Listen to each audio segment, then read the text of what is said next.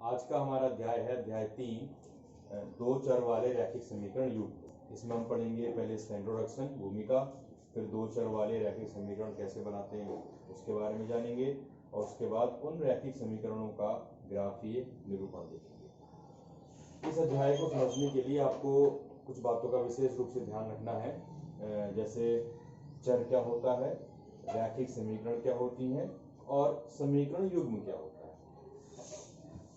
समीकरण क्या होती है। तो इन चीजों को हम एक एक करके समझते हैं। सबसे पहले समझते हैं चर और अचर। अचर को बोलते हैं हम कांस्टेंट, अचर को बोलते हैं हम वेरिएबल। अचर जिनके मान नहीं बदले जा सकते, जिनके मान निश्चित होते हैं, वो कहलाता है हमारा अचर, कांस्टेंट। जैसे 1, 2, 7, 50, 1000 गिनतियाँ, ये सब कांस्टेंट है। एक उदाहरण के मैं अगर आपको समझाऊं तो अगर किसी दुकानदार के पास हम 10 रुपये लेके जाएं और दुकानदार से कहें कि ये 10 रुपये का नोट 20 रुपये में आप लगा लें, तो क्या वो मान जाएगा? वो नहीं मानेगा। वो 10 रुपये की नोट के वैल्यू को 20 रुपये के नहीं मानेगा। इसका मतलब ये हुआ कि हम 10 रुपये के मान को परिवर्तित नहीं कर सकते। तो 10 क्या है? एक अचर है, कांस्टेंट है। चर जिनका मान बदला जा सके, जिनके अनंत मान हो सके, वो कहलाते हैं हमारे चर। जैसे मान लीजिए मेरे पास एक चर मैं ले लेता हूँ x, y, z। मान लीजिए x मेरे पास चर है, इसके अनंत मान हो सकते हैं 5, 7, 8, इस तरह से अनंत मान इसके हो सकते हैं। जो मान मेरा निकले वो सब मान इसके हो सकते हैं। आपके पास कोई दूसरा चर है, वो है y, तो आप कह सकते हैं इसका मान हाफ हो जाए, -2 हो जाए, √3 हो जाए। इस तरह से जो भी इसके मान हो वो हमारे सब वेरिएबल्स हैं, वो सब चर हैं। हमें इस अध्याय में पढ़ना है दो चर, यानी कि हम दो चरों को x और y से निरूपित करेंगे। हमारी बुक्स में x और y है, आप इसको p और q ले सकते हैं, m n ले सकते हैं आपका, लेकिन क्योंकि हमारी बुक में ये x और y है तो हम इनको x और y से ही समझेंगे। चलिए, इसके बाद समझते हैं हम पहले समीकरण क्या होती है, उसके बाद आएंगे रैखिक पे। तो समीकरण क्या होती है वो समझते हैं।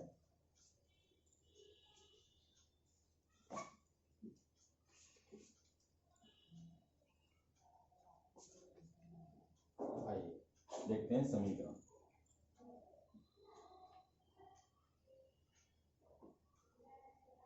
समीकरण और बहुपद में बहुत से बच्चों को हमेशा कंफ्यूजन बना रहता है, तो आप इसमें पहले अंतर भी करना सीख लें कि समीकरण क्या होती है और बहुपद क्या होता है।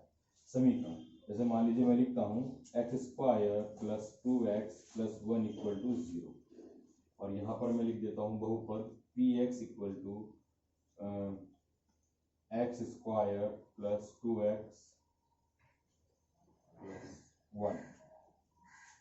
समीकरण का मतलब होता है समानता। अब समानता किसमें?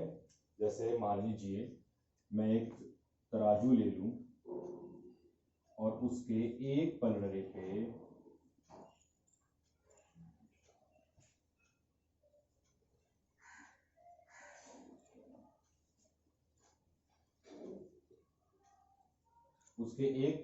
एक तरफ मैंने लिख दिया 5 kg का कहीं से वेट ला के रख दिया, और इधर मैंने वो वेरिएबल्स रख दिए, वो बहुपद रख दिया, वो समान रख दिया जो मुझे इसके बराबर देखना है, वेट करना है।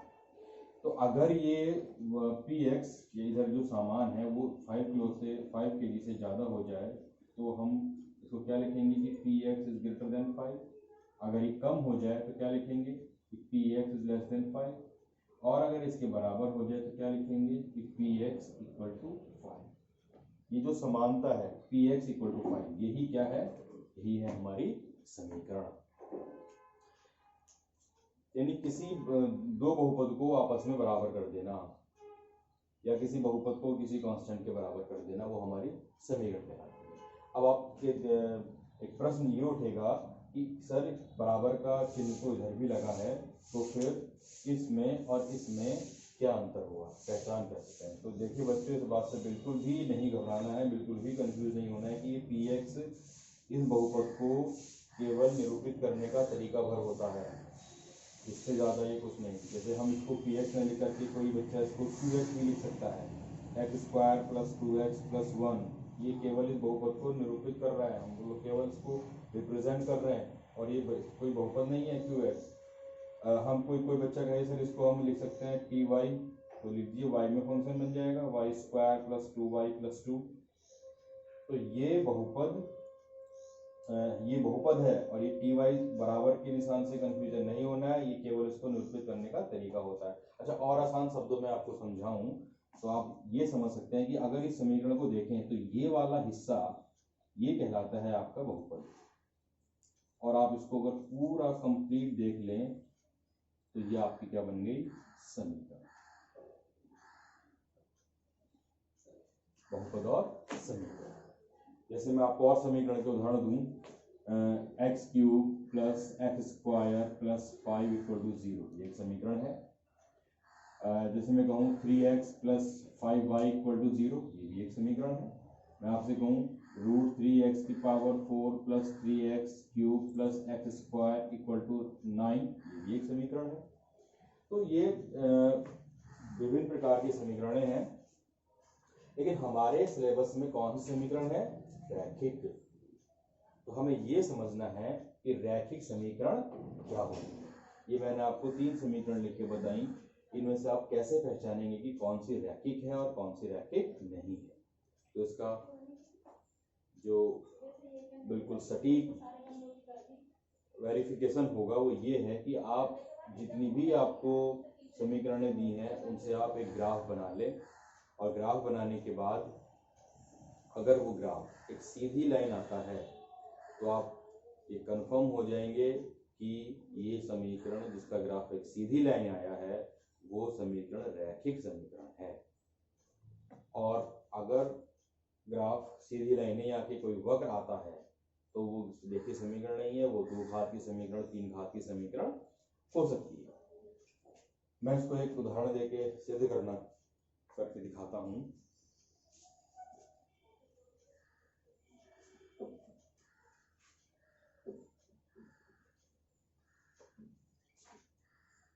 देखिए, मान लीजिए एक समीकरण ले लेते हैं हम 2x plus Y equal to 4, यहाँ से y की वैल्यू निकाल लीजिए, तो क्या निकली 4 माइनस 2x।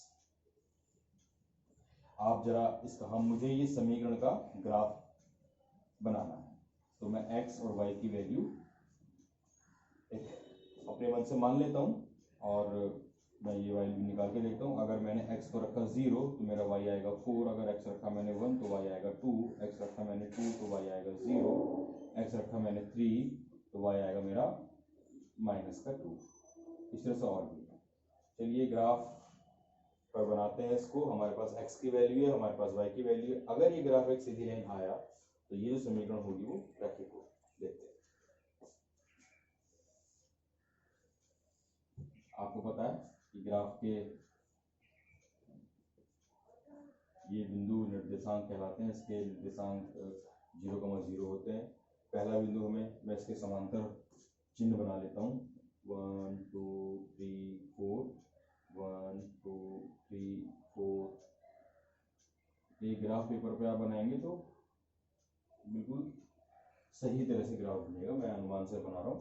तो x इक्वल टू 0 पर y कितना है 4, x 0 पे y है 4, तो आपका पहला बिंदु मिला ये। इसके कोऑर्डिनेट कितने हो गए 0,4। फिर अगला है 1,2, यानी x 1 है तो y कितना है 2, यानी कि x 1 गए और y 2 गए, यहाँ कहीं आपको दूसरा बिंदु मिलेगा 1,2। अगला है 2,0, x 2 है और y कितना हो गया 0, यानी कि ये आपका अगला बिंदु मिलेगा 2,0। और अगला बिंदु है 3,-2, यानी कि आप x पे 3 गए और y पे कितना आ गए -2, यहाँ कहीं आपको ये वाला बिंदु मिलेगा 3, -। अगर आप इन सभी बिंदुओं को एक लाइन में मिलाएं तो देखिए आपको एक सीधी रेखा प्राप्त हुई। इसका मतलब क्या हुआ, ये जो समीकरण है वो एक रैखिक समीकरण है, क्योंकि रैखिक समीकरण का ग्राफ हमेशा एक सीधी लाइन आता है। अब समस्या ये है कि क्या हमें हर एक समीकरण का पहले ग्राफ बनाना पड़ेगा, फिर कहीं जाके ये बात को सिद्ध कर पाएंगे कि वो रैखिक है या नहीं है। तो ऐसा बिल्कुल नहीं है।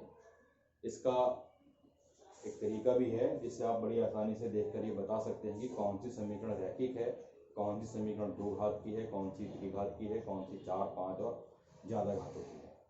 तो मैं आपको बताता हूँ कि आपको कैसे पता करना है कि हमारी रैखिक समीकरण कौन सी है। देखिए,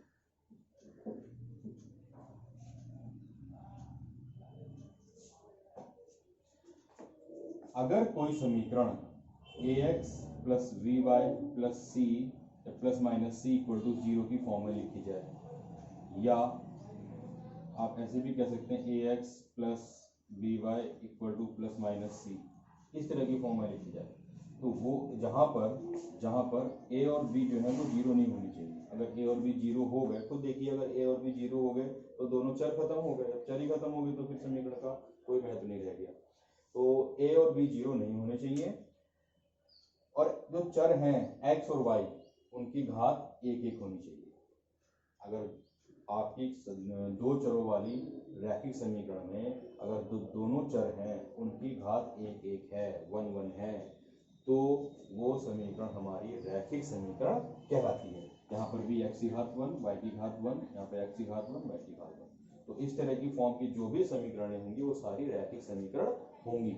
जैसे x square plus 3x plus 5 equal to 0, क्या ये रैखिक समीकरण है?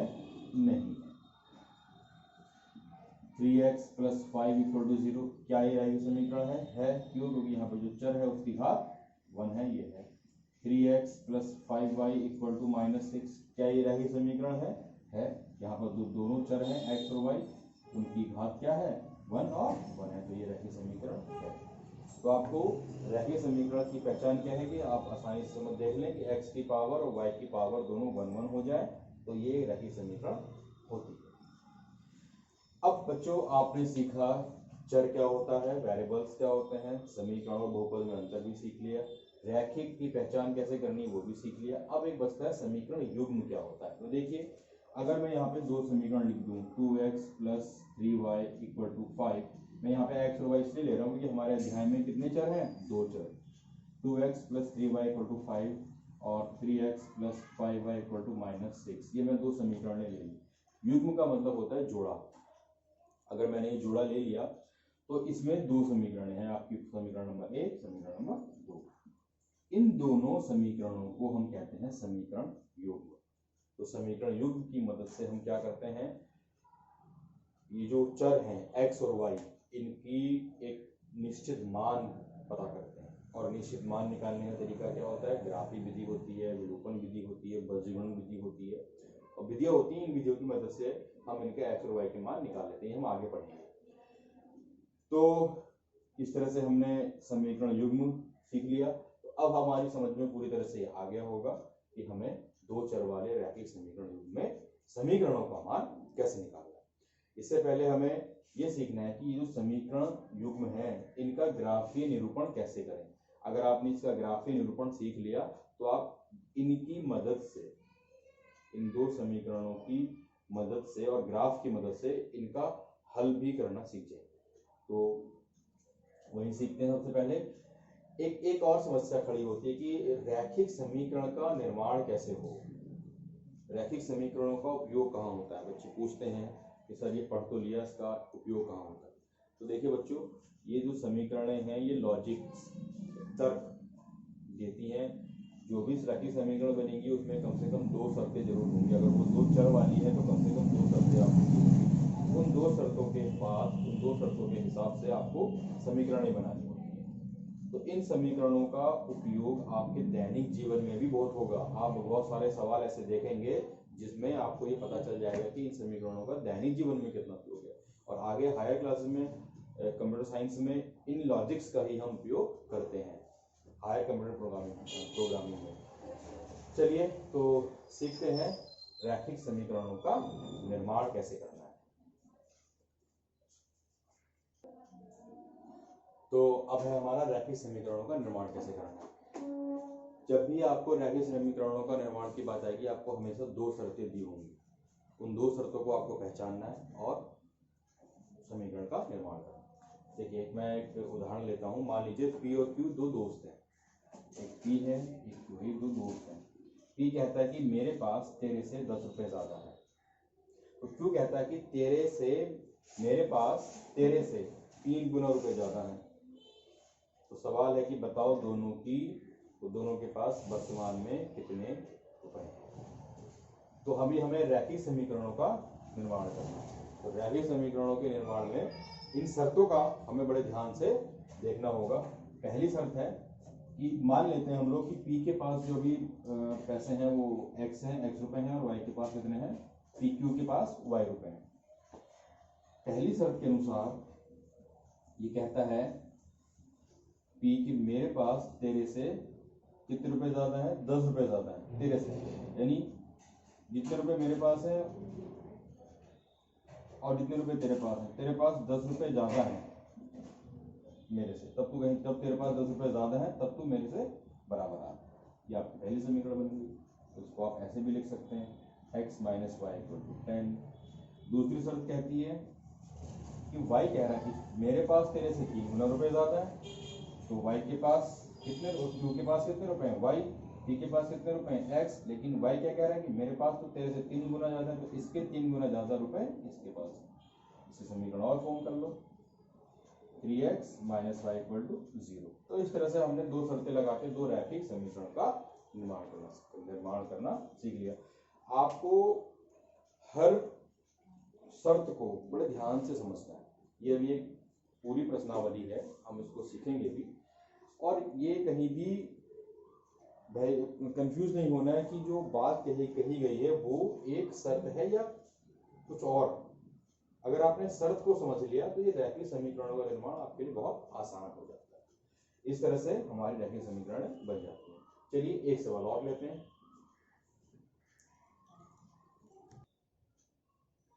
अब ये हमारे पास सवाल है, इसमें है कि रमेश अपनी पुत्री से कहता है कि 5 वर्ष पूर्व मैं तुमसे 5 गुनी आयु का था और अब से 2 वर्ष बाद मैं तुमसे 3 गुनी आयु का हो जाऊंगा।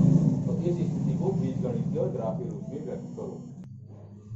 तो इसमें हमें क्या करना है, इसमें दो शर्तें ढूंढनी है और इन शर्तों को बीजगणितीय रूप और फिर उसके ग्राफीय रूप में हमें प्रदर्शित करना है। देखिए पहली शर्त ढूंढते हैं।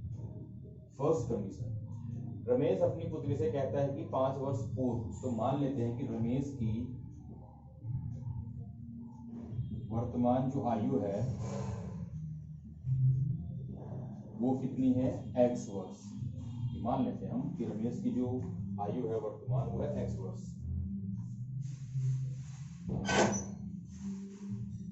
और उसकी जो पुत्री है वो पुत्री की वर्तमान आयु कितनी है, y वर्ष।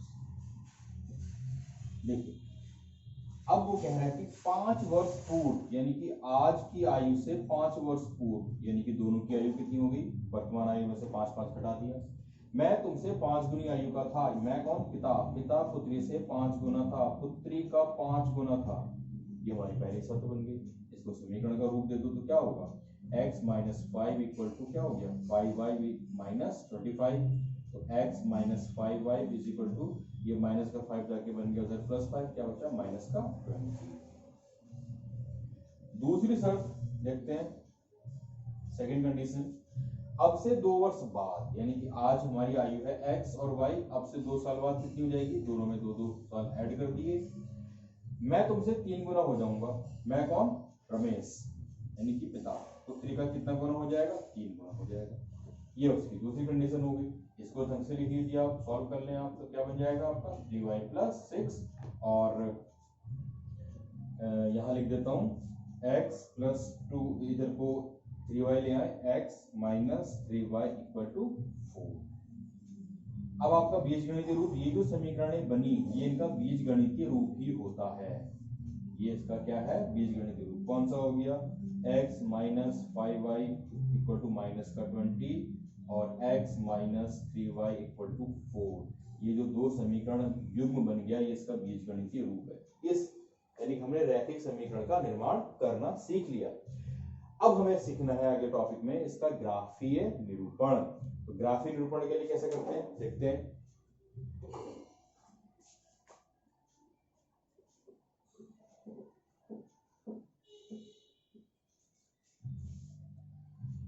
देखिए ग्राफीय निरूपण। अब इस सवाल को मिटा देता हूं, सवाल तो आपने देख ही लिया।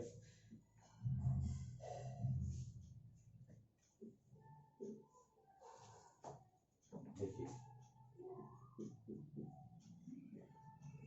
ग्राफीय निरूपण,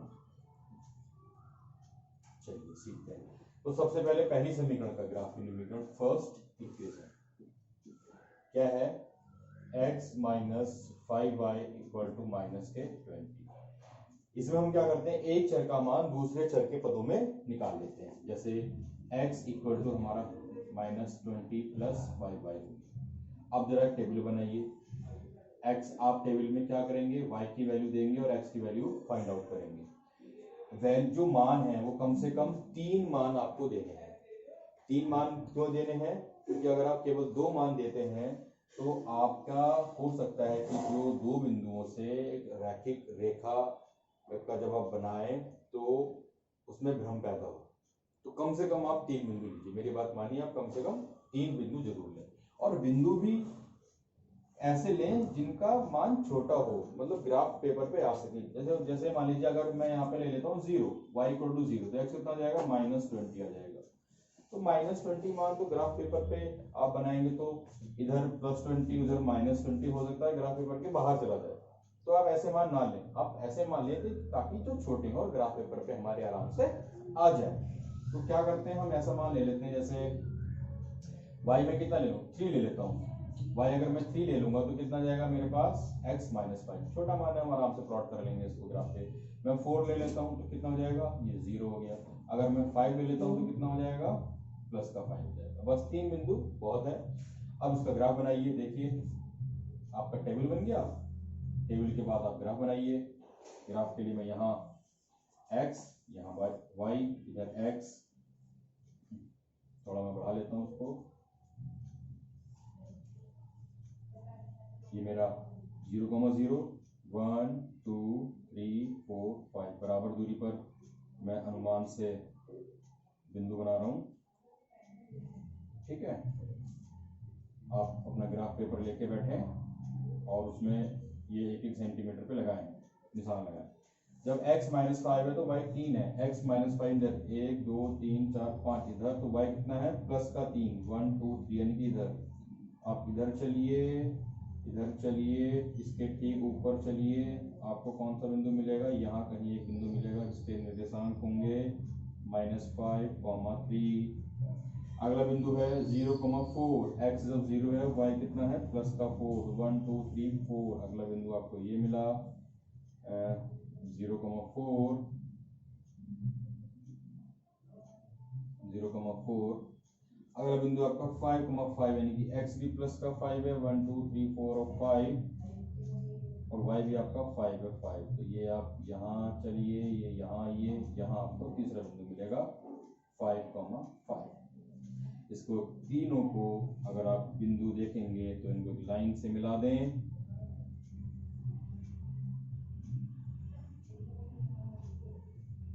और आपको एक सीधी लाइन प्राप्त होगी। ये पहली समीकरण का ग्राफीय निरूपण हो गया। अब दूसरी समीकरण ले लेते हैं जल्दी से। सेकंड इक्वेशन वो क्या है, x minus 3y equal to 4। तो x इक्वल टू कितना हो गया, 4 प्लस 3y। फिर से वही टेबल बनाइए। आप y के मान देंगे, आपको x का मान मिलेगा। y के ऐसे मान दीजिए कम से कम वैल्यू आए, तो आपका पहला y का मान क्या होगा, आप दीजिए निगेटिव में दीजिए। देखिए निगेटिव देंगे तो आपका वैल्यू छोटी आएगी। जैसे आप पहला मान दे दें 0, तो x कितना हो जाएगा, 4। फिर दे दें आप -1, x कितना हो जाएगा, 1। फिर आप दे दें -2, तो ये कितना हो जाएगा, माइनस का ये हमारा इस तरह से हो जाएगा।